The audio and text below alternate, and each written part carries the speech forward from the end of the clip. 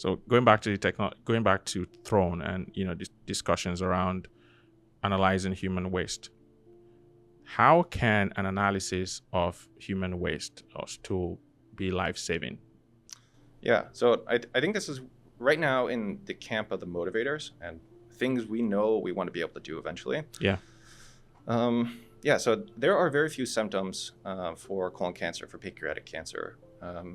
And one of them, also another sort of interesting fact here, is people who are colorblind are more likely to die of colon cancer than people who are not, because they are less likely to detect that there's red in their stool.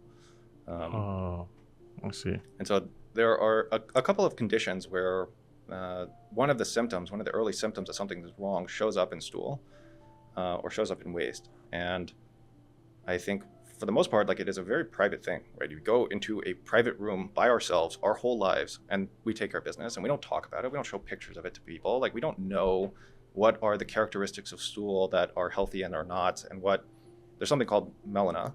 I might be pronouncing it wrong, but melena, it's like where stool turns dark black. Okay. And so, I've had stool that is black before, but I didn't really think anything of it.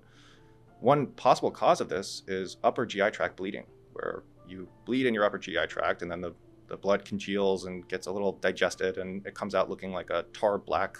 It's like very visually distinctive. I think for most people, they would never consider, it's just my poop is weird to me. Yeah. Like, there's nothing. It is what it is. Couldn't imagine that this is actually like a very clear sign for someone who knows. And so I think sort of the idea, and there's another one for pancreatic cancer called steatorrhea. And there's a lot of other causes for both of these things, but one of the potential causes is cancer. And so steatorrhea is when you don't digest fats, and so your stool can be oily and smear around and stuff like that.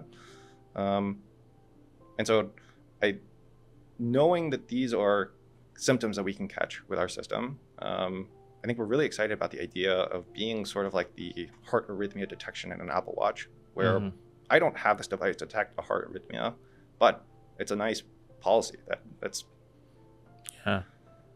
it's a side benefit that I get, and I think a lot of people, especially older, will buy them for their parents, knowing that this is a little insurance policy. Out of the many ways that your life could end, like, we have the technology at least to try to do some early detection and monitoring of this. Yeah.